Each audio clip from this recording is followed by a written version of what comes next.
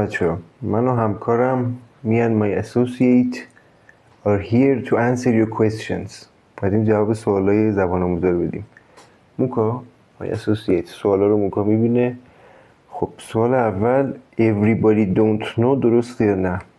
نه everybody don't know از لحاظ گرامری غلطه. everybody با این که معنی همه میده ولی باید مفرد محسوب شه. everybody doesn't know. اگه مثبت بشه جمله‌مون everybody knows. اصلا کلا این کلمه‌ای که بادی داره آخرش anybody everybody somebody اینا همه مفرده. موکا هم سوال دید و تایید کرد.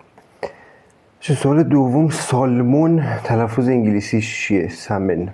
امریکن سالمون دیگه که از اون اسمم هست که جمع بسته نمیشه. سوال بعدی فیش. بخوام فیش رو جمع ببندیم. لحاظ فنی فیش رو میشه جمع بست ولی مثلا اگه راجع به گونه های مختلف ماهی بخوایم صحبت کنیم میگیم فیشز.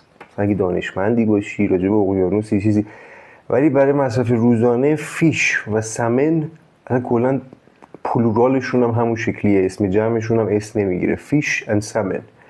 For example I caught 2 salmon. 2 ماهی سالمون گرفتم. اصلا اس بهش نمیدیم که سالمون هم که الش سایلنت دیگه salmon. I caught 2 fish. لازم نیست اس بدیم بگیم فیشز ولی میشه جمع بست به شرطی که نوع و انواع مختلف ماهی. I hope this helps.